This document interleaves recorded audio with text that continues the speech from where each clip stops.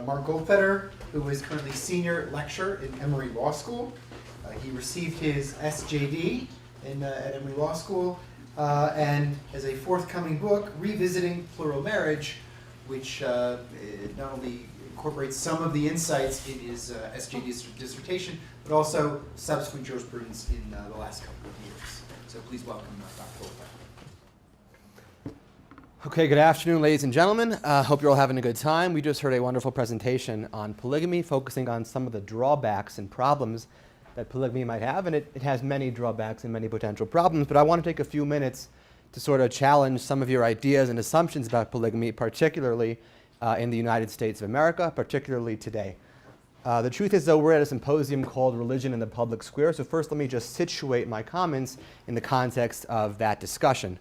I'm sure many of you recognize that we're living at a critical moment in legal and sociological history. America and the rest of the world are in the middle of a family law revolution that in our own lifetimes is going to leave the way we look at the world fundamentally different.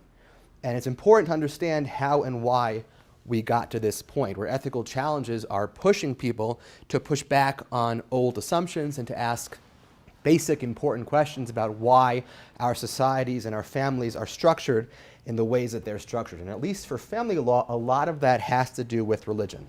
For instance, up until the last century, secular law, and American law in particular, had almost unconsciously inherited and adopted the ideological categories of people that were created by the Western religious classifications, particularly the Judeo-Christian classification. So for instance, while not purporting to be religious in nature, the civil laws of marriage generally assume that marriage is what? Anyone? Good. It's a permanent union, first of all.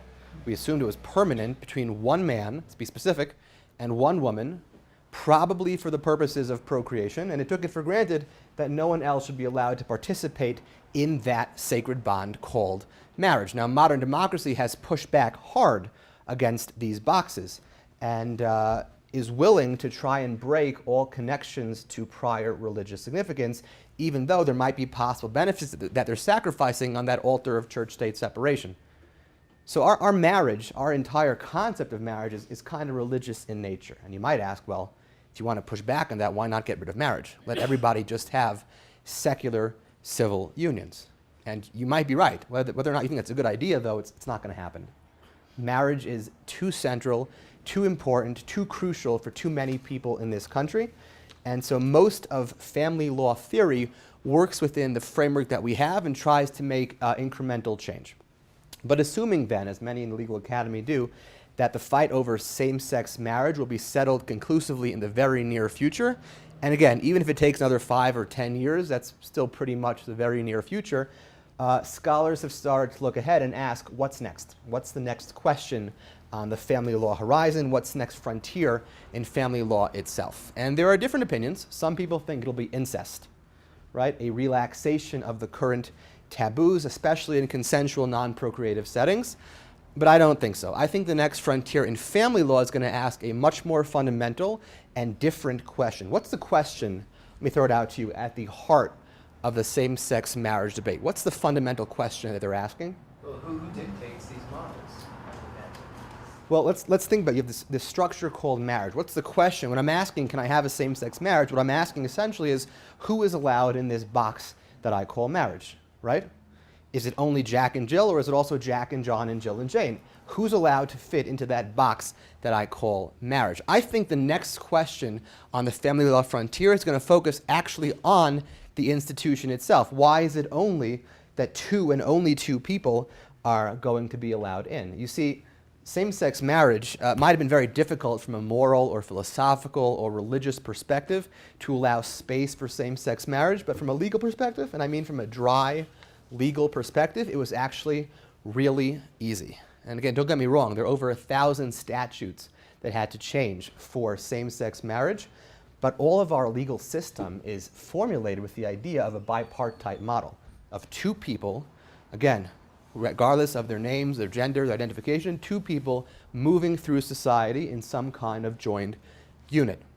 From a dry legal perspective, all the laws had to be changed, but the change was changing he or she to he/she, or using the more gender-neutral spouse instead of husband and wife. really not too many difficult doctrinal issues. Polygamy, on the other hand, is almost the exact opposite side of the question. From a religious perspective, it's almost too easy. Almost every major religion at some point in its history acknowledged, allowed for, supported, condoned, had polygamy. Islam, Judaism, even some forms of Christianity, not Catholicism, Confucianism, Hinduism, Mormonism, all of them allowed for it. What makes polygamy really hard is that it sort of flies right in the face of how we set up our entire legal system, right? Changing he or she to he, she is not really a big deal, but when you start messing with adding a third wheel, things could get a little irregular. I mean, even everyday things like, for instance, hospital visitation, medical decision-making, spousal transfers in the military, right? Who gets to make these important decisions? And there are hundreds of interesting implications. Bankruptcy discharges, credit reports, Social Security and pension collection. There's a lot of ways that our society is just not set up for the idea of polygamy. And you're probably saying, great, these are all very real questions, but who cares? Right? Does anyone actually want to have polygamy in the United States? And, as a follow-up, if some people do, are they just those fundamental religious people that Miriam was talking about who I don't agree with about anything, if we just ignore them? The answer is yes, people want it, and no, it's not just who you might think. It's not just free love societies in San Francisco. It's not just religious fundamentalists in Utah and Nevada. Someone guess how many people live in polygamous relationships in the United States today. And by polygamous relationships, I mean things that the law would call polygamy, whether it depends on the state, as Professor Dane was asking before, whether they're either tried to enter into a polygamous relationship or they were holding out, as American law holds it, in terms of polygamous relationships. But how many people do you think live in what the law would call a polygamous relationship? Probably a lot more than we suspect. I think a lot of people. What's a lot? The younger people now, like the people entering the work field. I guess it's hard for them to make a living, and here you have one could work, one could take care of the Better children, work-life balance, absolutely. I think that, I don't think they would call it polygamous in today's time. So you're 3 steps ahead of us. Let's start back. No, it's great. It's fantastic. You just quoted accidentally an article. Elizabeth Joseph, a Mormon woman who is polygamous, wrote a New York Times article describing her life as a lawyer. It's fantastic, she said. She has an excellent time at the office. One of her co-wives watches the children. Another one makes dinner. It's perfect. Makes sense. But how many people do you think call themselves polygamous and live in what the state would call a polygamous relationship? I'll throw in 350,000. Well, you're way ahead. Too bad, unfortunately. People usually guess low. I'll tell you what, it's hard to get an estimate because, as we know, polygamy is usually considered a crime. But estimates are about 100,000 to 150,000 people live in what we would call state-recognized, to the sense that the state would prosecute polygamous relationships. And again, they're not all Utah, Nevada. They're not all San Francisco. Let's take Philadelphia. Philadelphia has one of the highest rates of polygamy and one of the most concentrated areas of polygamy. And it's just, wow, Philadelphia, it's a city of brotherly love and apparently sisterly love. It seems like everyone there is polygamous if you look at the numbers, and the question is why? Why do you think Philadelphia is so polygamous? There are a couple of easy answers, right? There was some conversion about 15 years ago to a more radical form of Islam in the African American Islamic community. That caused some polygamy. What other reasons can you think of that an inner city group? Perhaps. Sorry? More tolerance Okay. in that community. Government looks away. Could be. Why do you think internally, what would drive them towards polygamy? So, as someone with an economics background, I was looking for the economic explanation. And so, there could be there could be tax advantages, there could be professional advantages, it could be that the rents are too high. Getting warmer. Ridiculous amounts of unemployment and an incredible rate of incarceration, such that at one point almost 2/3 of the African American adult male population in Philadelphia was or had been incarcerated. What that led to was a tremendous amount of children born without any father figure in their lives. And so there was a consensus meeting amongst a group of preachers to say, hey, if we find an adult male capable of supporting more than one wife, load him up. Let's just get as many of these kids a father figure as we possibly can. And that's interesting. And that is a polygamous relationship? well, they enter into a marriage. they have a religious ceremony that the state would recognize as an attempt to enter into a polygamous relationship because they're already legally married to one person. So for our purposes, right, the state wouldn't give it benefits. If you try to walk into a clerk and say, I want a second marriage certificate, the marriage is void ab initio. But from a state prosecution level, that is a polygamous relationship. Because they've had the ceremony. They had the attempt, yeah. What Philadelphia's case so really does is it highlights what an incredibly weird phenomena modern polygamy in the United States is, because it creates all sorts of interesting, I guess the word is bedfellows, in terms of who wants this to happen. Because again, aside from those groups in Philadelphia, and by the way, there's a growing group like that in New York, also some in the immigrant population in Minnesota, aside from those atypical populations, you do have the fundamentalist religious people, you do have the free love societies in San Francisco and the communes, you do have all these other groups, you have a growing feminist voice which is saying, hey, this creates a better work-life family balance for me. You do have all these groups. You have some gay rights participants who say this is about equality and liberty, people who would never otherwise be talking to each other, people who are being accused on the one hand of abusing women in a polygamous setting are now working with people who are proto-feminists and trying to get a better work-life balance. People who would never talk to each other are working together slowly, each in their own way, in order to try and push for polygamy here and now in the United States of America. And the truth is, this is where it gets really interesting, is that aside from those obvious bedfellows, and by obvious bedfellows I mean people who will tell you we are pushing for polygamy, or people who are actually practicing polygamy, aside from those easy cases, there are also a lot of people whose actions speak louder than their words, and who are, in theory, advocating polygamy by what they do, and oftentimes who they sleep with. Guess how many people, I'll throw it out there, in America actually marry more than one person? The answer may shock you. While they're still married, not Right. divorced. Hundreds of thousands, millions of people in the United States marry more than one person. They just do so after the first marriage has ended, right? After either a divorce or the death of one spouse or an annulment. According to the US Census, 2004 was a low year, and 40% of marriages were a second marriage for either one of the spouses. Okay, why is that interesting, right? Why should anyone care? That's not a problem, that's just remarriage. Remarriage is not the same thing. Well, if we're basing our marital laws on religion, as we frankly are, for many Christians, serial polygamy is just as bad as actual what we think of as regular polygamy. Interesting. And with the advent of no-fault divorce, this polygamy on the installment plan situation is actually happening all over. That's one consideration. But again, you might argue that, well, that's not the same. We're not a religious country. I can't say that just because Christianity considers that polygamy, we should consider that polygamy. Just one second. Well, in fairness, you're talking about Catholicism, not all of Christianity. Sorry? You're talking more about Catholicism than Yes, all of Catholicism, some other forms of the African particular Christianity also, but mostly... Within the church was about divorce. Yeah. Right now we're focusing on that, right? Catholicism definitely bans polygamy and even serial polygamy.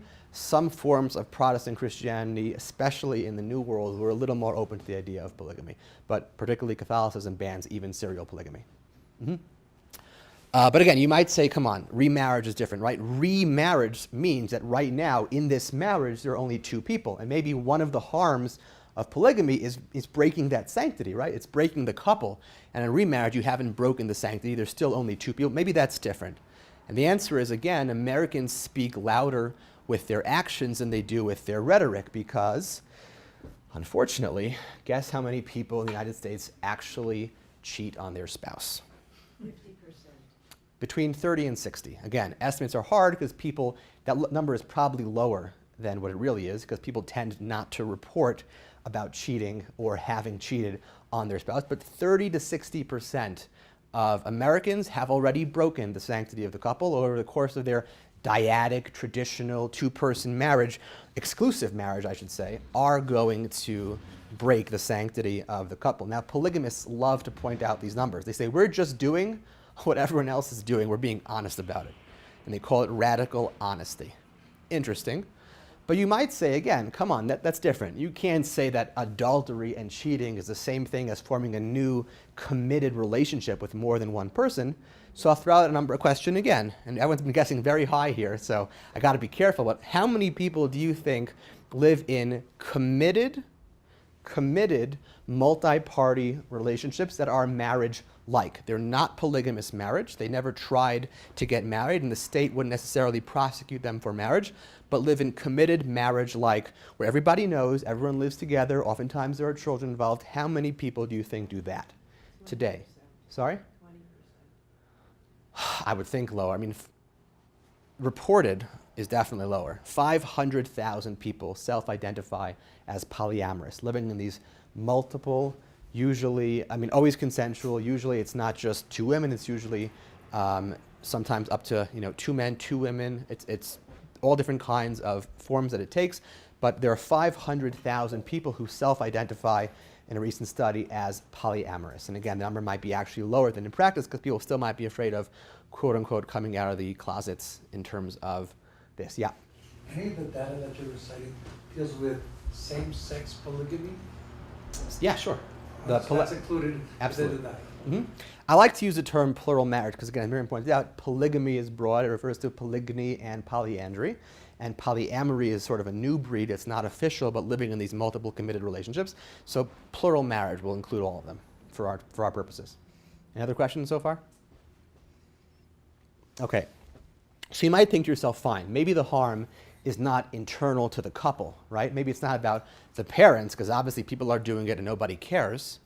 Maybe it's about the children. Maybe the harm is that these children are growing up with all these different kinds of parents. And the answer is, open your eyes. First of all, I'll give you the answer that polygamists give. Polygamists tend to give a sort of trite answer, which is that love should be multiplied, not divided. Aren't 3 loving parents better than 2 loving parents?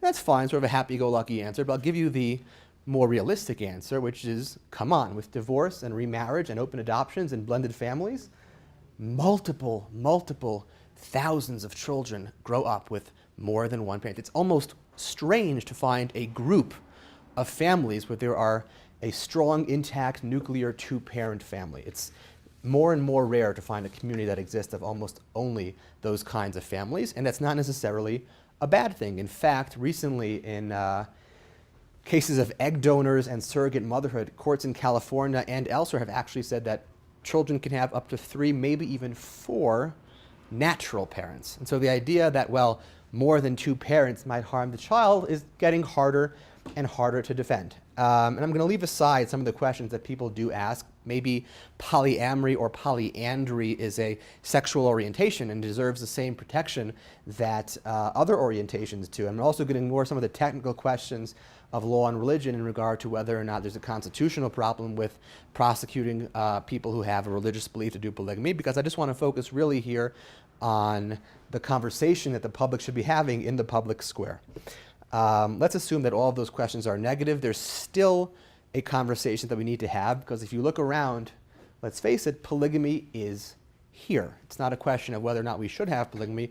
We have polygamy, or de facto polygamy, or serial polygamy. We have to decide how we're going to deal with it. Now, in 2003, the Supreme Court, in a case called Lawrence v. Texas, struck down bans on sodomy and morals-based legislation generally. And Justice Scalia, in a very prescient sort of dissent, said, polygamy is right at the door, and he was right, both in America and around the world. In Brazil, for instance, just 2 years ago, a group of 3 people, 2 women and a man, took advantage of some very clumsily drafted domestic partner statutes, and they actually formed a polygamous domestic partnership. And I'm going to give you a little secret here. You can do the same thing in New Jersey. If you were to take advantage, at least until recently, maybe they've corrected the law since then, but at least as of last year, if you took advantage of the way they phrase their domestic partnership and civil unions, you could walk into New Jersey and walk out with at least 2 legal partners. Okay, so, and by the way, people are interested. Again, of those 500,000 people who self-identify as polyamorous, 65.9%, almost 2/3 of them said they wanted to get legally married and were interested in finding a way to do so. At my last count, there were 7 reality shows on TV about polygamy, which has done a lot to bring it into the nation's collective living room and consciousness. So polygamy is definitely out there. And let's review for a second, right? people already actually practice polygamy. 150,000 or so people actually practice polygamy. Many more say they'd like to, right? 65% of the 500,000, and maybe even more who aren't identifying. As a nation, we don't really believe in the idea of super monogamy, which is the one and only one model, because we allow for divorce and we have a lot of cheating. Americans, with their rampant adultery and open marriage, have broken the sanctity of the couple. We're really okay with children having mixed family parentage. And so why would you argue against polygamy? Now, religiously, if you want to argue against polygamy, you have your work cut out for you. The Bible has over 40 instances of polygamy. And again, Confucianism, Hinduism, Islam, etc., all have provisions for the idea of polygamy. So you don't want to go there. In terms of a religious argument, you're really not going to do well. Historically, anthropologists believe polygamy was the norm throughout most of human history until about the 6th century. History is not a good idea. In fact, as a North American practice, it's actually older than monogamy. Right? One study said that a full 84% of Native American tribes were actually polygamous in one form or another. So history is not going to be so good. Natural law arguments fail because biologists have recently found there's almost no such thing as monogamy in the animal kingdom. Legally, if yeah. That's not how natural law arguments work. Sorry? Just a footnote. That's not typically how natural law arguments get framed. But Sure. I mean, there's a much longer discussion of natural law. I'm just in a brief. Good. Thank you for that footnote. Legally, as long as everyone consents, it's hard to argue legally why it should be a problem. And in terms of the questions we raised in the beginning, the administrative type questions, I exaggerated. They're really not that difficult at all, and it takes about 100 pages to redo almost all the laws in America to allow for the concept of polygamy. So why is polygamy not a good idea? And let me be clear here, I think having polygamy, at least as it's practiced now in America, is a terrible idea. And the question is why? Now, studies show that regardless of whether or not a nice clean-cut version of polygamy where nobody is being hurt could exist, the fact of the matter is in America right now, it does not exist. Polygamy tends to create horrible, abusive relationships that go very, very bad very, very quickly. Co-wives who lose favor are often pushed aside, often for younger rivals, and they and their children are left with diminishing resources and dwindling support. They get abused or exploited by emotionally detached husbands. It's not really good. Polygamy tends to go very bad. But what we have here, and this is what I wanted to highlight, is a policy question, not a dry legal question, right? If we wanted to differentiate between a strictly legal doctrinal question versus a policy question, I think it's very important to do that because if you wanted to make sure that the abuses stop, you have to argue on the right plane. If you walked into a court and you said, hey, polygamy is bad because we believe in super monogamy, they would laugh you out.